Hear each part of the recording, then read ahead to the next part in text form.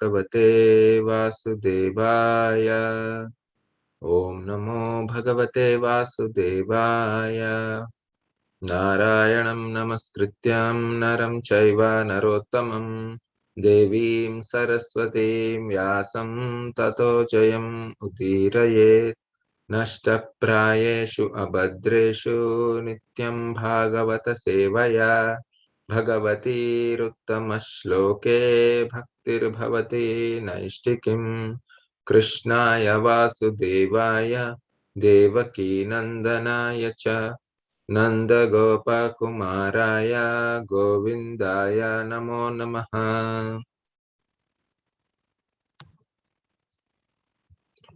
Reading from Srimad Bhagavatam, Canto 1, Chapter 19, entitled The Appearance of Shukadeva Goswami, Text 19, 119-19.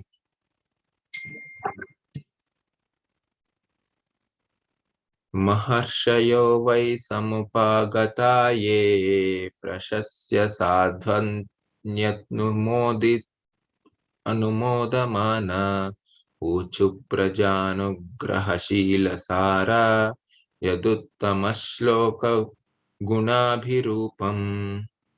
Reading it once again. Maharshayo vai samupagata ye prashasya sadvityanumodamana uchu prajanugrahashila sara yaduttama shloka gunabhirupam. Translation and purport by His Divine Grace Srila Prabhupada. Translation. Keep this aside. All the great sages who were assembled there also praised the decision of Maharaj Parikshit, and they expressed their approval by saying, "Very good."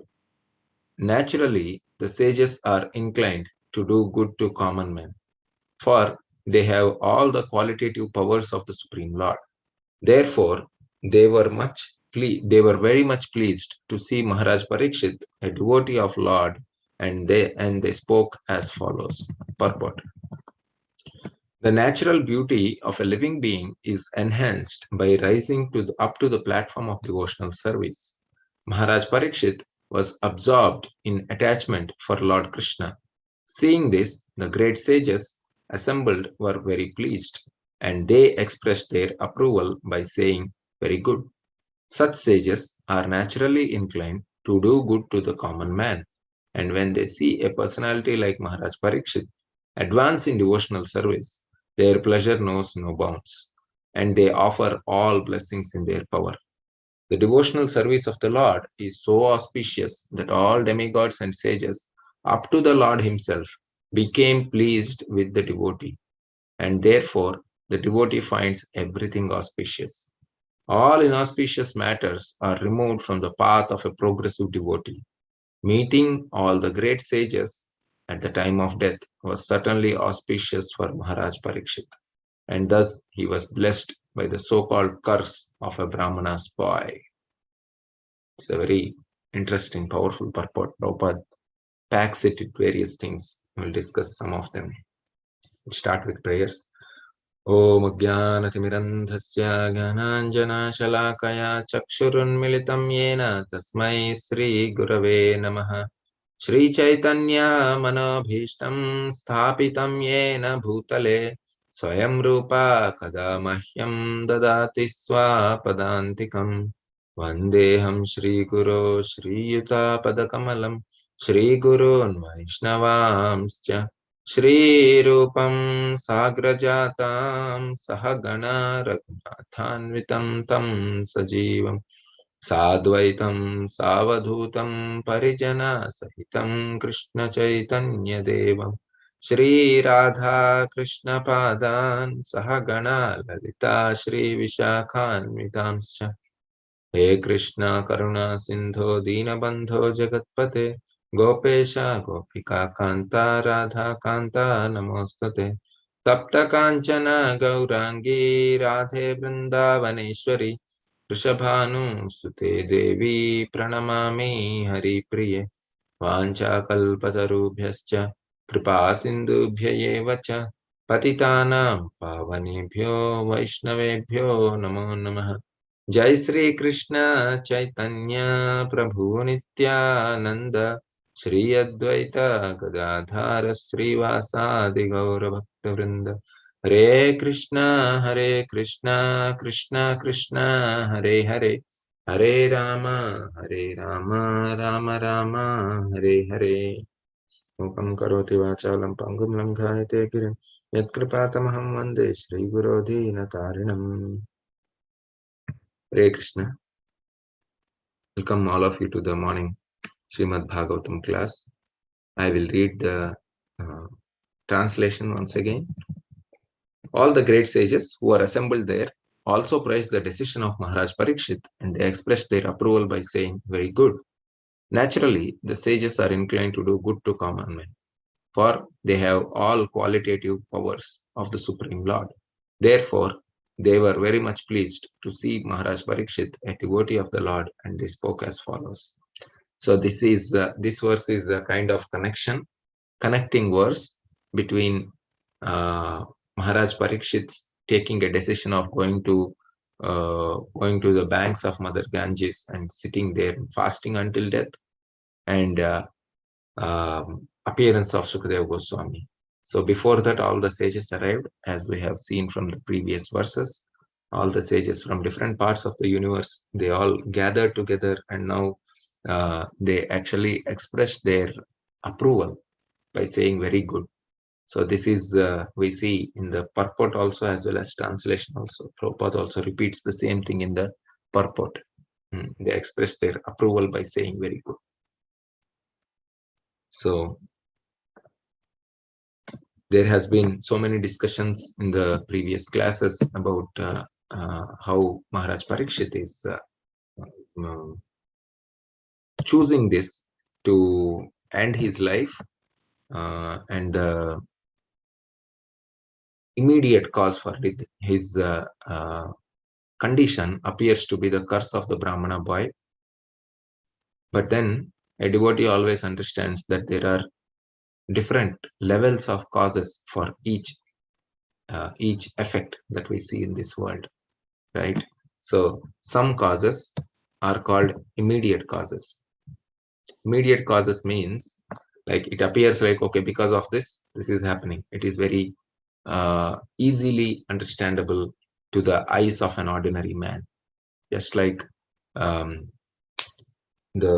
milk on the stove is boiling, and we know the reason. The reason is, okay, there is the heat under the stove, right?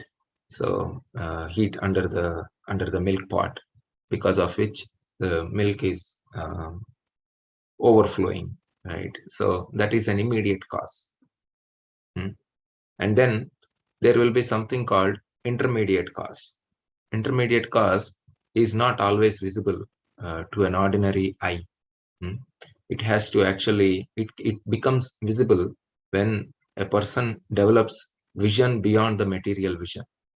And that is possible by actually connecting to the Shastra. The intermediate cause and the next cause, which I am going to explain, those two are possible.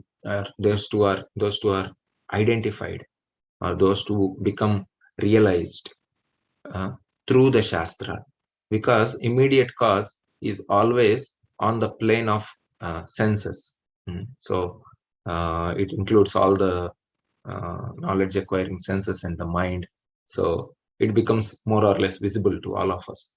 Just like, again, one more example comes to my mind, that if you see a train going, a big long goods train, many times we see that here. Whenever I try to go to the other side of Aurora, so there is this rail junction or rail crossing, actually, and we see these long goods trains. Sometimes you have to wait for 15 minutes, 20 minutes. Now, when we take our children, and imagine if we are going, and already there is the level crossing is closed and the train is already going on, and the child sees and asks, what is this? These bogies are moving one after the other, one after the other, one after the other. right? So that much they can see. They don't see why they are moving. They understand that, okay, this bogie is moving because the previous bogie is pulling it, and that bogie is moving because the previous bogie is pulling it.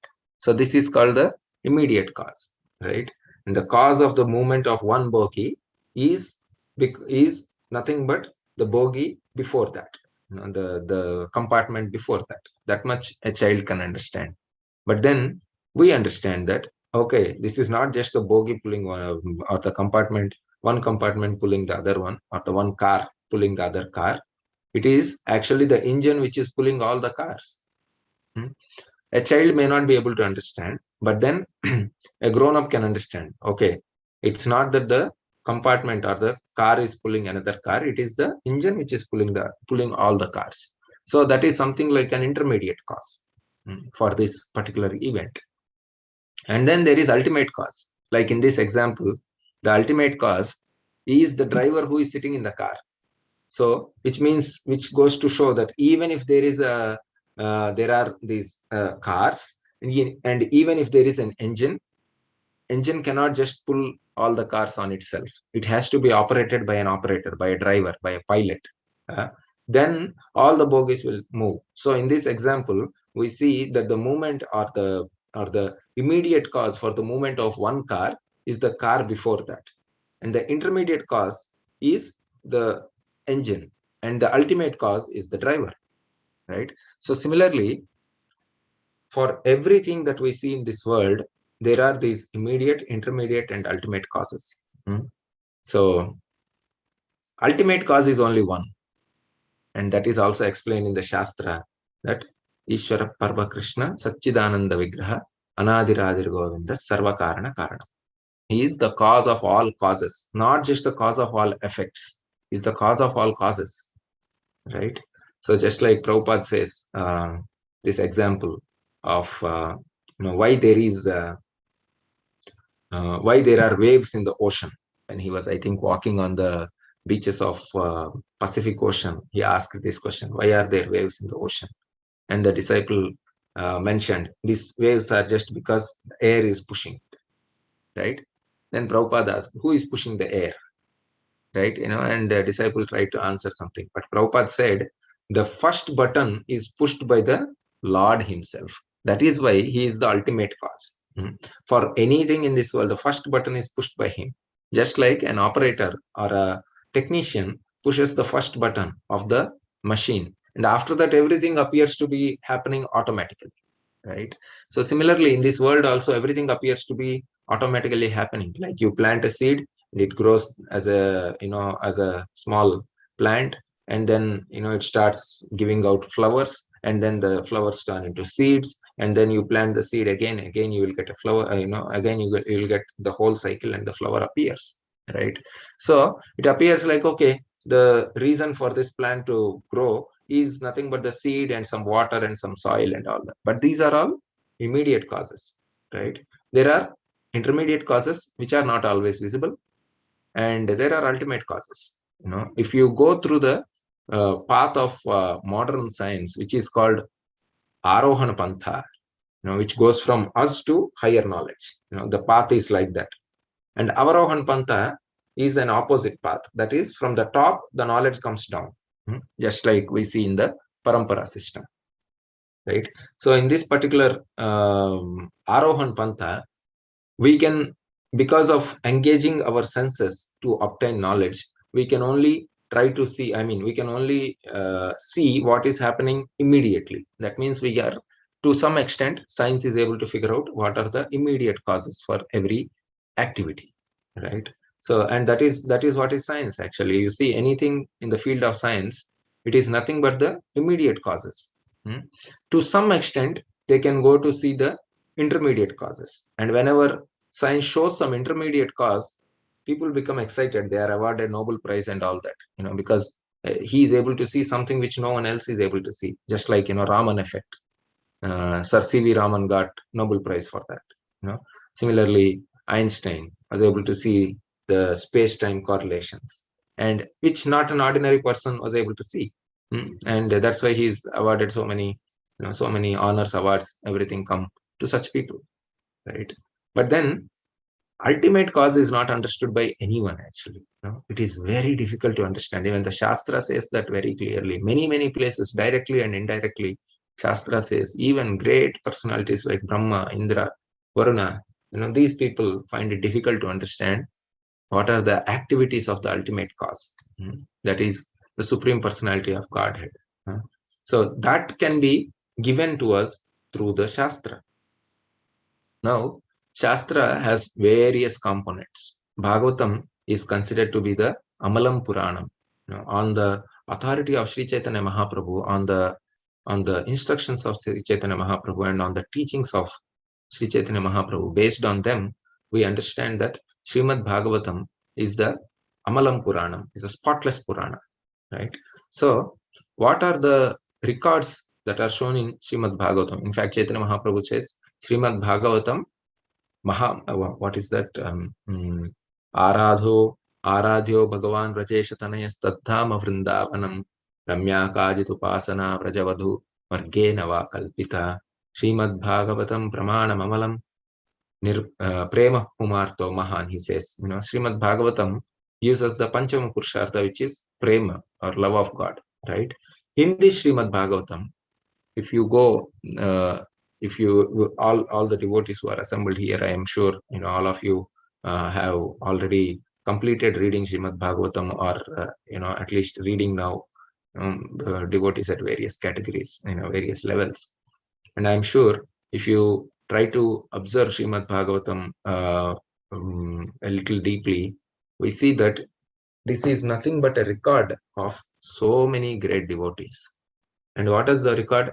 It is not just showing, how they ate, how they slept, all these things. Although there are certain sections which explain even that. But then the most important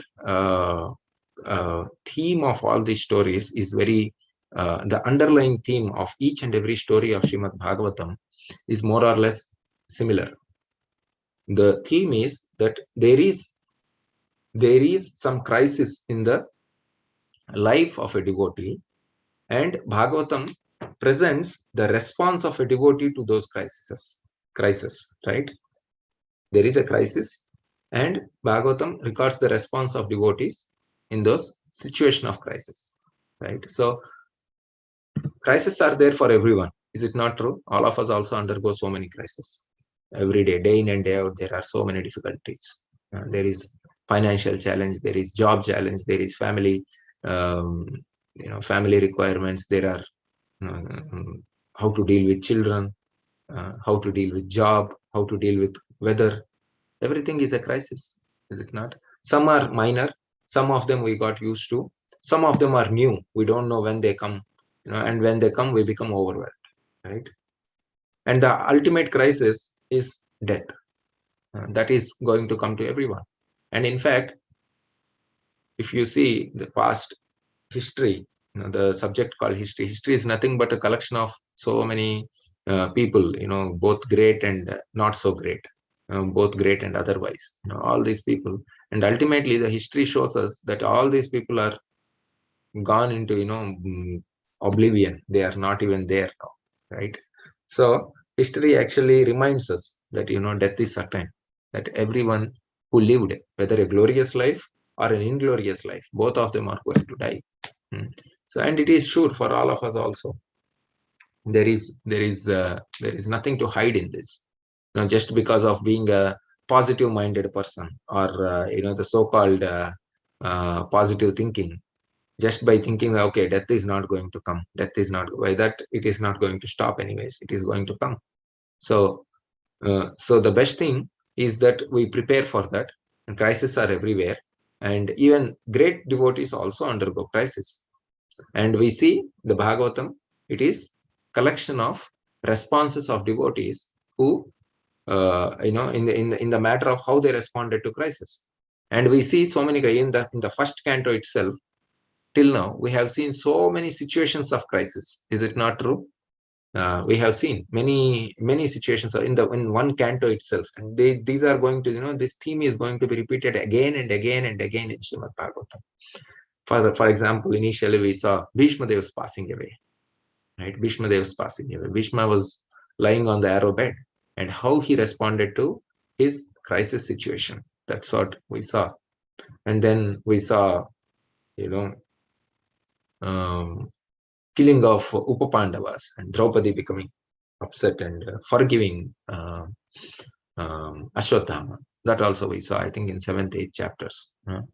Then we also saw another crisis, like, Uttara's, like Parikshit Maharaj in the womb was, Ashwatthama uses this Brahmastra to destroy the embryo. And that crisis, how did Uttara respond? Now, after some time, we are seeing now Parikshit Maharaj responding to crisis. Right? He is cursed by a Brahmana boy to die in 7 days for a small mistake he has done, and he was repenting for that mistake. Right? It's not that he was justifying himself. We see in the beginning of this chapter that he was seriously, sincerely repenting for that mistake. Oh, I have done. How did I behave? So he was repenting for that, and he hears this news and he says, okay, something good has happened because, I deserve this. That's what he was thinking. And immediately he starts preparing, right? And these kind of, as I said, death is going to come to everyone, but not every story is in Srimad Bhagavatam. That is because, these stories are very, very special, because this kind of response to a crisis is expected out of everyone. And the devotees, or the stories that are explained in Srimad Bhagavatam, are actually giving us an example of how we should respond to those crises. And that is why anyone who makes Bhagavatam as their friend, by regularly reading, by regularly studying, discussing about Srimad Bhagavatam, we can see that such people actually are blessed by Srimad Bhagavatam. This we see, in Maitreya, the section where Vidura and Maitreya talk to each other, right? They have a Vidura Maitreya Samvad, I think in the 3rd canto or somewhere, 2nd canto also it is there. So Vidura Maitreya, there is this particular verse where Vidura actually says that, I want the blessings of Srimad Bhagavatam. Now the blessings of, blessings cannot be given by some ordinary thing or some object, right? So Bhagavatam is not just a book. Bhagavatam is not just any other ordinary book which is lying around in our, in our library or somewhere. Bhagavatam is the Supreme Personality of Godhead who can actually bless us, right? And what is he going to bless us with? He is going to bless us with not only the intelligence, but also the realization with which we can respond to the crisis in our life. Not only these ordinary crises, they are there everywhere. Padam padam yat vipadam natesham. But they are going to teach us how to respond to the ultimate crisis, which is death. So on this platform, on the platform of body and mind, death is the ultimate crisis. And Bhagavatam teaches us how to transcend that situation and go beyond death. And of course, it also, while mentioning about these stories, it also mentions about, how not to respond also. Like, for example, it is very clearly explained in the story of Prithu Maharaj and Indra. So while Prithu Maharaj's example is showing how to respond to a crisis, Indra's example or Indra's behavior is showing us how not to respond to a crisis, right? So in this particular case, Parikshit Maharaj and the Shringi, Samik Rishi's son, Shringi, what are we learning? We are learning about how Parikshit Maharaj is responding, and we are also learning about how we should not be just reactive like Shringi, right? Although Bhagavatam just focuses on Parikshit Maharaj afterwards, from this point onwards, we don't see anything about Shringi coming up. And Shringi also underwent the same thing, Shringi is no more, right? He also died. But then we don't hear so much about Shringi afterwards. Okay, he died like this, he died like that. No, because Parikshit Maharaj's example is glorious. Parikshit Maharaj is trying to show to the world how to respond to this crisis of death. And that gives us an example, right? So we have to understand that Bhagavatam actually teaches us these things, teaches us that how do we respond to crisis. And these crises are going to come to all of us, irrespective of what is our situation. We may be rich, we may be poor, we may be beautiful, we may not be so beautiful, we may be educated, double PhDs, but we may be uneducated, no, not even knowing how to write our own name. It doesn't matter. These crises are common. in everyone's life. And that's why one devotee was explaining, what is the real problem? The real problem has certain characteristics, right? It's not like, any other problem is a relative problem. It's not a real problem, actually. Just like, I'll give you an example of relative problem. If I have a fracture in my hand, whose problem is that? It's my problem, right? And why I call it as a relative problem? It's not a real problem, actually. Now, why I call it as a relative problem? Because, a doctor, an orthopedician, is always desiring that, somebody come to him with some problem, isn't it? So my problem is his money. That's why it is relative. It is not a problem for the doctor. It's a problem for me, correct?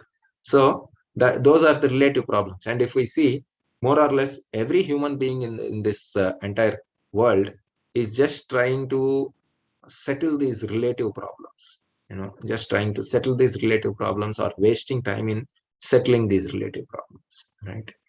Because and these are not going to solve the real problems. The real problem has certain characteristics. What are those characteristics? There are three major characteristics of a real problem. What is it? Nobody wants it. That is the first characteristic. We can say, okay, relative problem also nobody wants, right? But still, real problem also nobody wants it. Second is, nobody can escape from it. So this is not possible. This is not the same case with the relative problem. Some of the relative problems people can escape. If you have more money, if you have some name, fame, prestige, sometimes we can avoid, relative problems. But the real problems you cannot escape. So nobody wants it. Nobody can escape from it. And the third characteristic is, it is common to all, right? It is common to all. As I said, irrespective of what is your situation, what is your qualification, what is your other things, it is common to everyone. So these are the three characteristics of real problems. What are they? It is common to all. Nobody wants it. Nobody can escape from it, right? Relative problems are slightly different. Some of these three do not apply to relative problems. Now, Bhagavad Gita, Krishna explains what are these real problems. He says, Janma Mrityu Jara Vyadhi Dukkha Dosha Anudarshana. These are the real problems, actually. Birth, death, old age, and disease. You see, these problems nobody wants, nobody can escape, and it is common to all, right?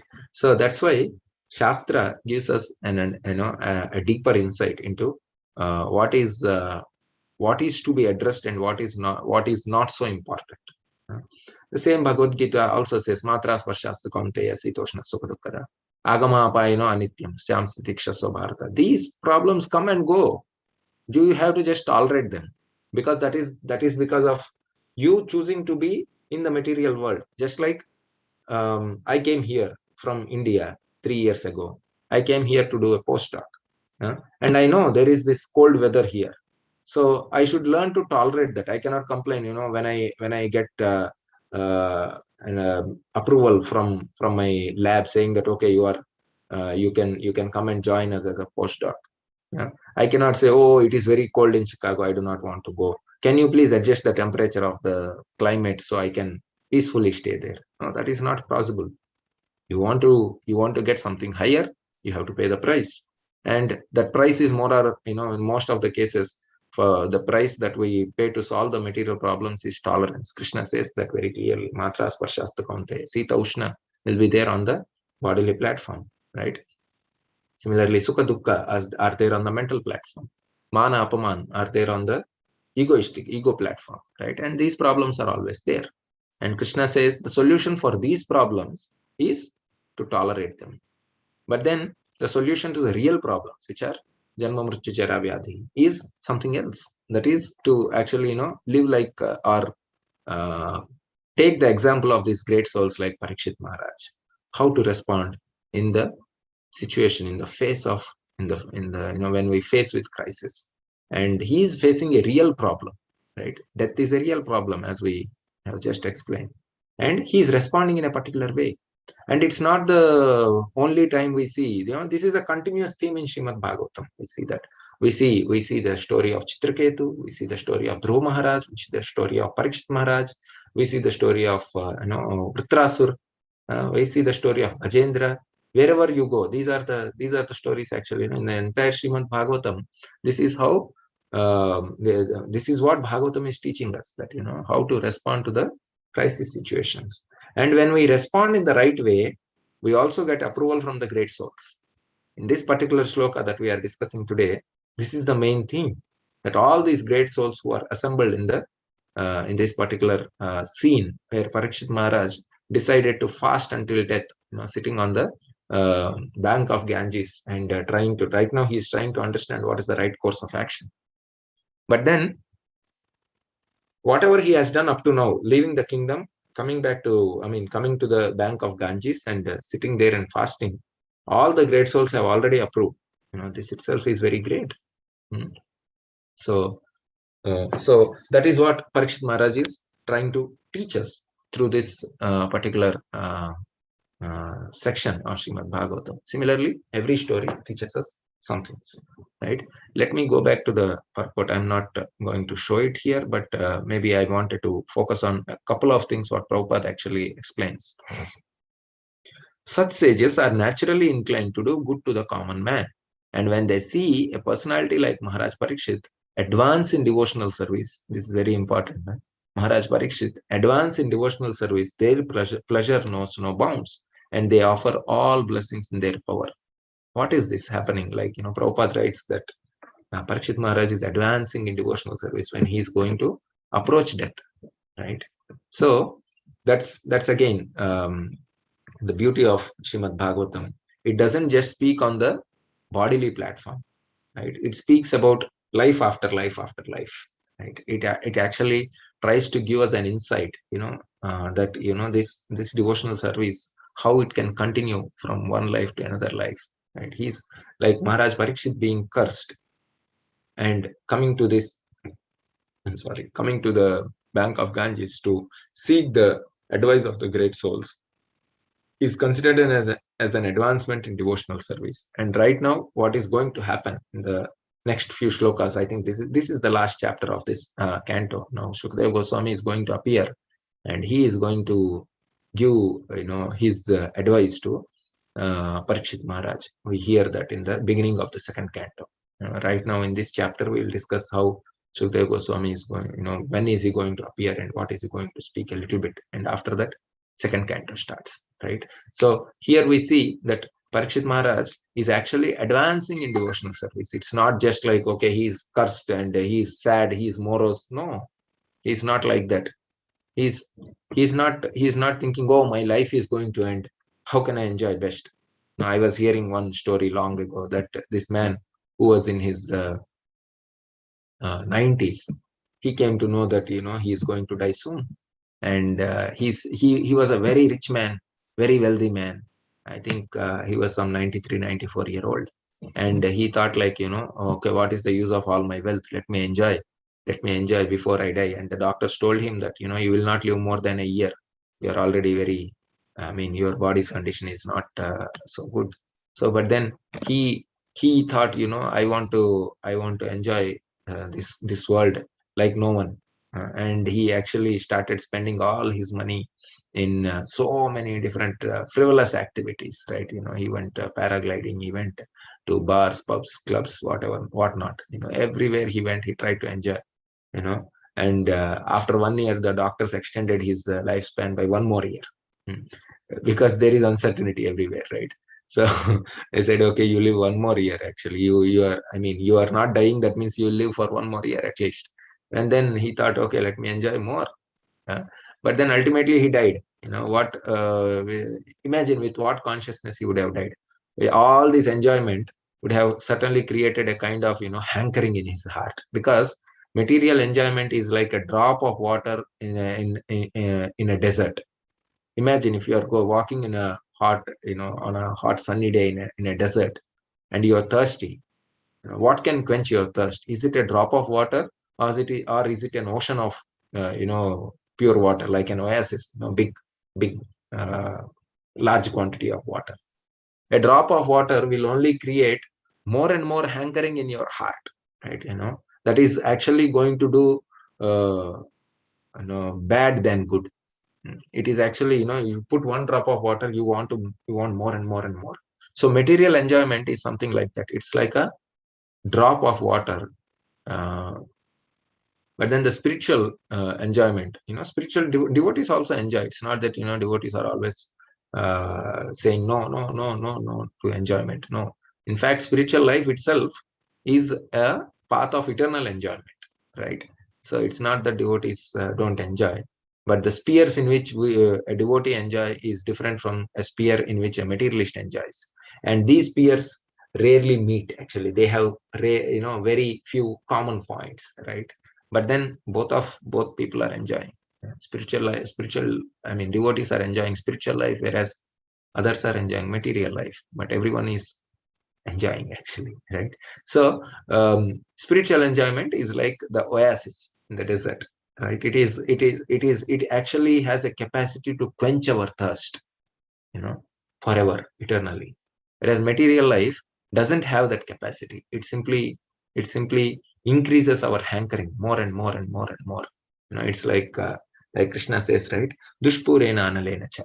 It's like adding fuel to the, trying to quench uh, forest fire by using petrol. It's like that. So if you know this famous man called Osho, who made this thing popular, Sambhog se Samadhi, and you enjoy so much in this material world, so much that you feel frustrated after some time, and then you will get nirvana. It is his philosophy is similar to, some more or less like this. When Prabhupada was asked a question about this, he said the same answer. If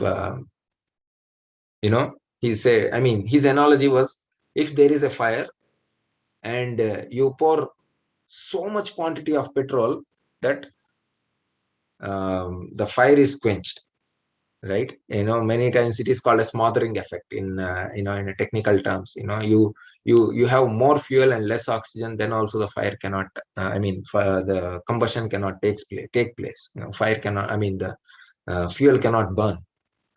So his philosophy is like that. There is a fire. Let's say we have a fire in our fireplace, right? And he says, if you want to put off that fire, bring a big tank of petrol and pour it on that. Then it will be put off.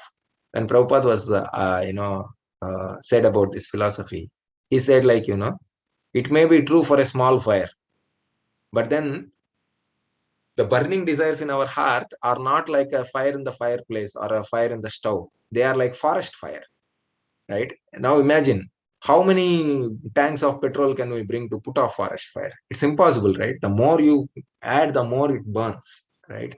So Prabhupada was trying to say that, only thing which can put off the forest fire is the cloud of rain, a cloud which brings rain, and that rain can put off the forest fire. So this Dushpurena Anulena cha, Krishna says very clearly in the Bhagavad Gita, it is not possible to actually put off the hankerings by engaging in material enjoyments. That's not possible.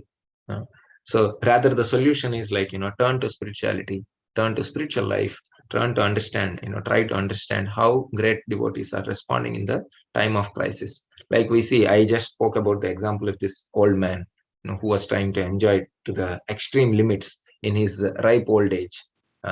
And when he heard of this news that he's going to die, and you see the example of Parikshit Maharaj, who is also going to die in some time. And then how is his response? His response is totally different. So some people are there in this world who become paranoid of some imaginary things. Although they become paranoid about death also sometimes. Like, for example, there is this lady I was hearing long ago from one of the lectures of His Grace Chaitanya Charan Prabhu. He said, like, this lady was going every year to the doctor saying that, I have the symptoms of cancer. I develop a small lump here, small lump there. I think I have cancer. That's what she always used to say. She was so paranoid about cancer. She used to go to the doctor every year, every 6 months, test me, test this, test that. And the doctor would say that, no, you do not have any symptoms of cancer. And after 17, 18 years or so, finally she was tested positive for cancer. At that time, she said, you see, I have been doubting this for all these years. But who knows that, it was developed at that time or some previous times, right? Our 17, 18 years of life just went away because of this paranoia. Some people are like that also. But then we see the response of devotees in Srimad Bhagavatam is a very balanced response. They exactly show us how we should respond also. Just like when we go and associate with rich people, with rich in the sense, business-minded people, you also want to do some kind of business and earn money, isn't it? That's the power of association. Similarly, imagine you have a master's degree and you go and attend a conference where everyone is a PhD. You will definitely get a desire to say that, okay, they are all PhDs, they are higher educational status. Maybe, I am the only one in this world who doesn't have that. Let me go for that, right? So that's the desire that is going to come through the power of association. Hmm? And we see many examples like that, both good and bad. You know, uh, good association brings good desires. Passionate association brings passionate desires, right? Imagine you go to Las Vegas and sit in a casino and try to chant there. Is it possible? You may not be going and engaging in all those activities, but the mind is so disturbed, right? So passionate environment, passionate people actually generate passionate association brings passionate desires. Similarly, tamasic association brings tamasic desires. Uh, so Bhagavatam is giving us an alternative. Says that the association of transcendental people give us transcendental desires. Hmm? It actually helps us generate these transcendental desires. That's why when we have this association with Srimad Bhagavatam, over a period of time we understand, okay, these are the desires. They are already forming actually. When we are associating with Srimad Bhagavatam, such desires are already forming in our heart. We may not be able to realize that right now, if we are new to reading Srimad Bhagavatam. That is because the intensity of desires are so much not manifested outside. But as we keep on reading Srimad Bhagavatam, what happens is, because of the connection that we establish with Srimad Bhagavatam, it gives us realization. It gives us a transformation. It gives us transcendental desires. Desire is the beginning of even spiritual life also. People like Buddhists and all, they say, okay, desire is the cause of all problems. Those are material desires. They cause all problems actually. But then even spiritual life begins with a desire that I want to serve Krishna. And then it comes to I want to serve Krishna. First, I want to serve Krishna. I want to serve Krishna for some material gain. After some time, I want to serve Krishna unconditionally. I want to serve Krishna for his pleasure. I want to serve Krishna for his pleasure and his devotee's pleasure. This is how a devotee actually progresses, right? And this is a desire basically. And this desire is not an ordinary desire, right? It is said like as soon as a living entity gets this first thought that, I want to offer something to Krishna. It can be time, it can be money, it can be a thought, right? That is the beginning of all auspiciousness in his life. Sooner or later, he is going to actually become a dear devotee of Krishna. Because, Krishna has this nature that, anybody who comes to him with a little bit of surrender, Krishna fans that, he puts them in so many situations and try to bring the best out of that person, right? Right now, we may not be at the best of our devotional service, but, whether we know it or not, Krishna is surely acting. Krishna is surely acting on our case. And he knows exactly what to give to this particular devotee so that, he become more surrendered. Sometimes there are tests, just like, and sometimes there are lessons. And every test gives us a lesson. Every test gives us an opportunity to grow. So Krishna actually teaches through exams. He gives us an exam, we fail. Generally in school, it is opposite, right? First, we are taught the lessons, and then there is an exam. Right? But Krishna actually does the opposite. He gives us an exam, and then he asks us to learn through the exam, right? And by failing or passing, we are actually learning. Only thing we have to be little focused on is we have to be conscious of Krishna's hand in all these exams. When we are conscious of that, then we can realize, okay, this is the reason why Krishna is giving me. Maybe we don't realize everything, but then Krishna has his plan. So as we progress on the path of devotional service, and then every devotee has this experience, like, 10 years ago, something happened in my life. Now I am realizing why that happened, isn't it? 10 years ago, some small incident happened, which turned our life in a particular direction. And now we see the end result of it and say, this is why Krishna did this with me. He wanted to bring me to this particular realization. Uh, so so Krishna is acting, whether we are acting consciously or unconsciously. Krishna is definitely acting on each of our files, right? These are like, each one is like a file in an office. In old offices, we see this big bunch of files. Each file is coming in front of the officer for his approval or for his recommendation, right? So similarly, Krishna is actually acting on each of our files, irrespective of whether we realize it or not. And Bhagavatam is actually giving us direction. It gives us the direction on how should we respond to the crisis, so that we actually quickly realize, very quickly realize Krishna's hand, and very quickly develop transcendental desires, and very quickly reach the lotus feet of Krishna. Right? That is, it is like a Bhagavatam is a shortcut in that sense. Uh, how to reach the lotus feet of Krishna is very clearly and vividly explained through all these examples. They are not telling you directly, saying that, oh, Sri Kishore Das, you have to behave like this. Just like, in the case of Parikshit Maharaj, we don't see, like, although Parikshit Maharaj is well versed in all the Shastra, that is explained in the beginning only, during his birth only it was explained. But then we don't see any incident where, Parikshit Maharaj was instructed to do so by the Shastra or by somebody else, that, you have to go and take, you have to go and sit in the bank of Ganges and wait for all the sages. No, this came through his realization, actually. Because of leading a pure life, because of leading a life dedicated in the service of Lord Sri Krishna, he was able to take the right decision when there was a crisis. And this is what Bhagavatam is teaching us also. It is empowering us, just like it empowered Parikshit Maharaj, right? The spiritual lifestyle of Parikshit Maharaj helped him or empowered him to take right decision in the face of crisis. Similarly, when we are connected to such great souls also, we get an empowerment. We get an empowerment to take right decision in the face of crisis. And as I said, crises are everywhere. So we can actually choose the right thing when we try to connect to the lives of these great souls.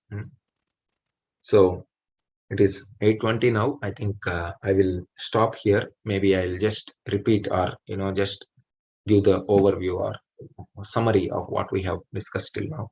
So I started with explaining about the immediate, intermediate, and ultimate causes. Then we discussed about how the crisis in the lives of devotees is a common theme in the entire Srimad Bhagavatam. We also discussed about how this approval of great sages came. Actually, I forgot one last point. Maybe I'll just mention this before we close, before we go to summary. So Prabhupada actually says towards the end, all inauspicious matters are removed from the path of a progressive devotee.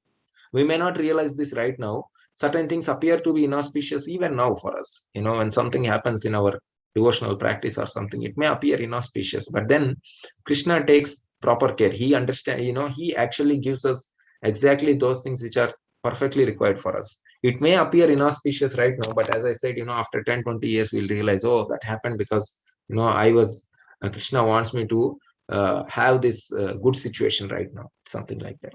And then said, meeting all the great sages at the time of death was certainly auspicious for Maharaj Parikshit. So you see, Bhagavatam doesn't just say that, okay, again, it's not a one-sided literature. It says that, okay, just like, science is one-sided. Now it is trying to understand how to stop aging, how to stop death. These are the things which science is trying to do, because this is Arohan Pantha. We don't know what is the ultimate truth, ultimate reality. And that's why we are just trying to do all these things through the medium of science. But then the ultimate truth, which is discussed in the scriptures like Srimad Bhagavatam, they are saying that, death is going to be certain, but what you can do is you can have a proper response to death. And that is what Prabhupada is saying. Meeting all the great sages at the time of death was certainly auspicious for Maharaj Parikshit, right? You cannot avoid death, but you can create a situation at the time of death which will elevate your consciousness, which will take you to the transcendental destination. And that is what Maharaj Parikshit is doing here, right? He's actually choosing to be with great sages. And that is auspicious at the time of death.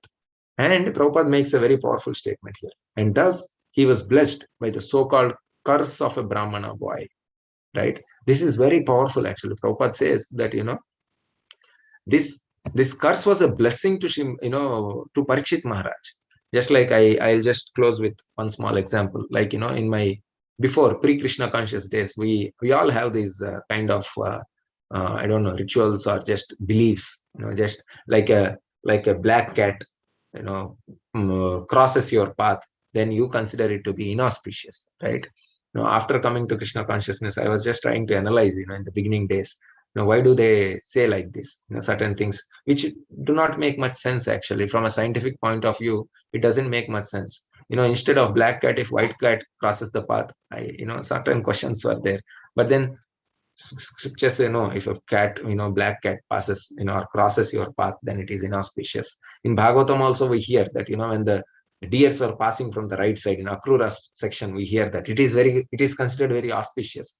Similarly, in the at the time Krishna departed, we hear that, these Yudhishthir was hearing so many bad omens he was seeing everywhere, right? So I was just trying to think, like, why scriptures mention all these things, and I realized that it is because, it gives us a chance to think of Supreme Personality of Godhead. Now, imagine if you are walking outside, if you are not in Krishna consciousness, or if you are not trained as a devotee, what would you think? Right? Okay, black cat crossing my path, something inauspicious is going to happen, and throughout the day you keep thinking like that, right? And if nothing is happening, nothing inauspicious happens, you keep waiting for it. Why there is nothing inauspicious happening? The Shastra says that, black cat, when it crosses my path, something has to happen. And even if a little thing happens, then you connect it. Oh, this is because of that, right? So this is how all of us would have thought. But then when we take to the Krishna consciousness, like, in the beginning days, as I said, my response was like, as soon as I see some cat, black cat, white cat, whichever cat just passes or crosses my path, I would start thinking of Lord Nrsimhadev. So that is the empowerment which I received from the Shastra, or from the practice of Krishna consciousness, and think that, okay, this cat is passing through this path because Krishna ordered him to do that, and it is giving me an opportunity to think of Krishna also, right? So there is no inauspiciousness there. It is all auspicious, right? Because thought of Krishna himself, thought of the avatars of Krishna also, like Nrsimhadev, Rama, Krishna, Balarama, everyone, all these avatars, that itself creates supreme auspiciousness. Even if something inauspicious really happens on that day, the result of our thought about Krishna is always auspicious, right? It's not going to, it is only going to add to our eternal bank account, that, this person, had a thought of Krishna. He actually consciously tried to think about Krishna, or consciously tried to remember Krishna, right? That is going to add to our eternal account. And whether the cat passes or a dog passes through our path, it is not going to be an eternal thing, actually. And that's why Prabhupada also says karma is, in the Bhagavad Gita, karma is not eternal, it is temporary, right? Whereas devotional service is eternal. Salpamapyasya dharmasya trayate mahato bhayatam, it is explained, right? So that is how these two different paths are, right? Even if there is something inauspicious, a devotee always try to remember Krishna in the time of inauspiciousness, so he can actually overcome or transcend the inauspiciousness. He can actually attain the supreme destination. So with this, I will stop. If anyone has any questions, comments, or if I spoke something wrong, please correct me. Hare Krishna.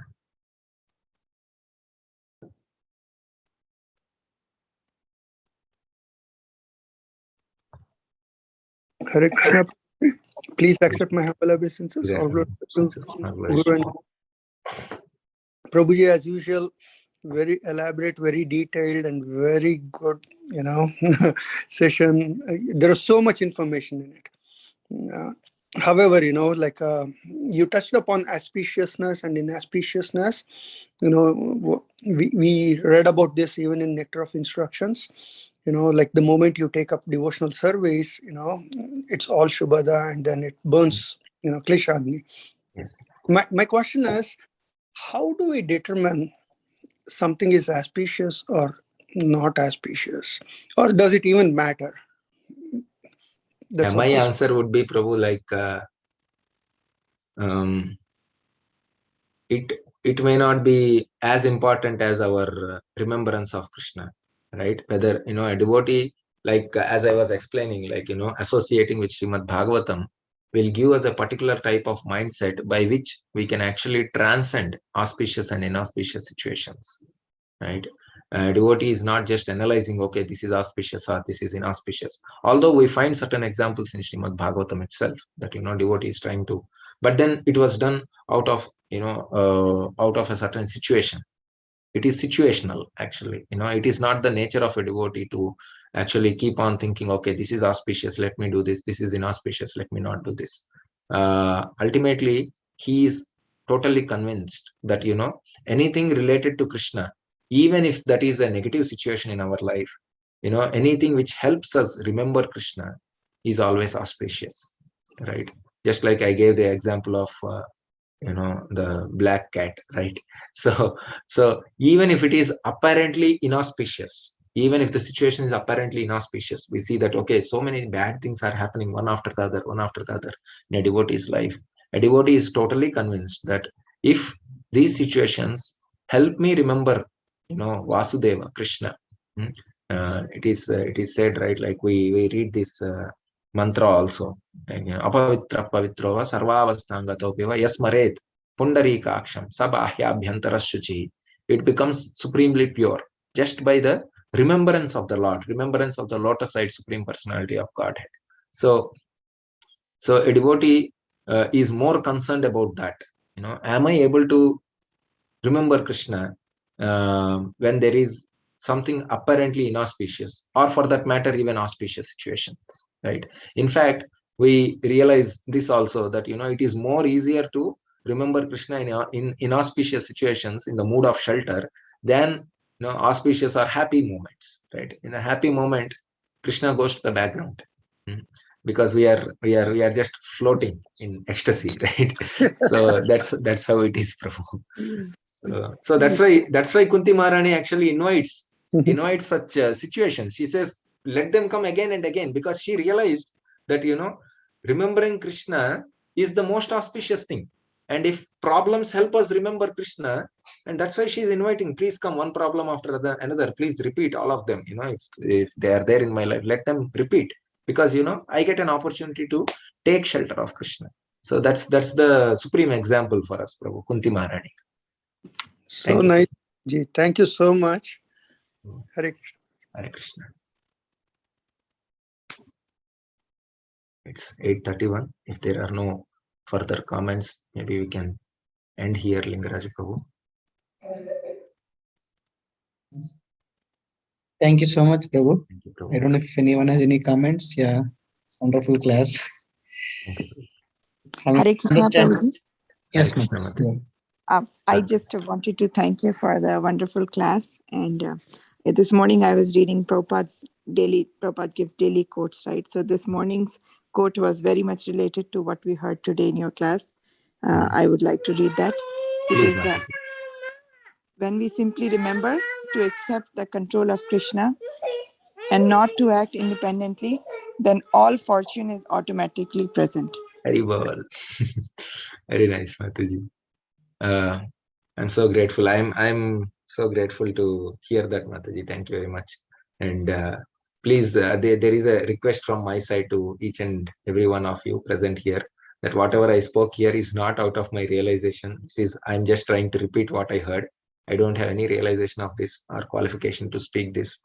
So I seek blessings from each and every one of you, that I can try to implement even a little bit of what I spoke today.